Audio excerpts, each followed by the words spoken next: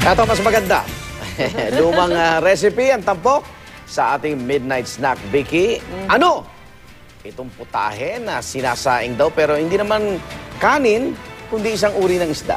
Ay, favorite yan ng daddy ko. Isa pang tuigan. Isang uri raw ng tuna yan na sikat hindi lang sa Jensan, kundi pati na rin sa Batangas. At titikman na yan ni Michael Daes.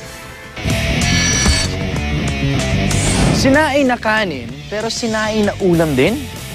Sabi sa akin, wala raw tubong Taal, Batangas na hindi pa kumakain ng sinaing na tulingan.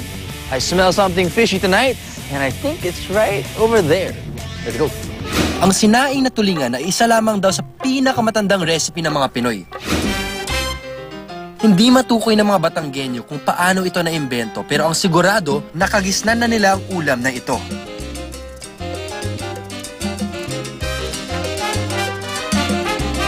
Isinasaing o pinakukuluan ng isdang tulingan sa kamyas at iba pang pampalasa.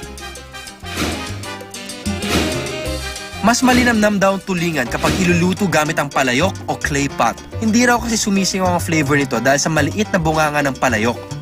Kaya po bestseller ang sinaing na tulingan dito sa Taal sapagkat iba ang paraan ng pagluluto ng mga Batanggenyo at ng mga Taaleño. Yung tulingan ay isang isda na sikat dito sa Batangas at narito siya ngayon. Mag-hi tayo sa kanya. Hello, Mr. Tulingan. Di ko na kailangan mag-alala kung may tinik o hindi kasi mataba siya, makapal. Bottoms up, let's go, Mr. Tulingan.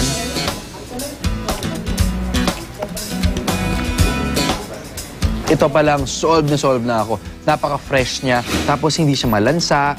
Tamang-tama lang. Yung asim, yung alat, masarap siya, fresh siya. And sa tingin ko hindi ako sigurado, parang healthy siya. So ayan, good tayo dito sa sinaing na tulingan. Bukod sa Jensan o General Santos na kilala bilang pangunahing producer ng tuna sa Pilipinas, mayaman sa maliliit na species ng tuna katulad ng tulingan o Pacific Bluefin tuna ang probinsya ng Batangas. Kaya naman hindi nakapagtatakang natutunan ng mga Batanggenyo ang pagkain ito. Kung sawa na kayo sa usual na pagluto ng isda, kailangan subukan nyo ang sinaing na tulingan para maiba naman. Pero huwag nyo kalimutan ang kanetaba ng baboy, kamyas, kamatis at binagoong na isda para swak na swak, diba? Ako po si Michael Daes and this is Midnight Snack. Bye guys!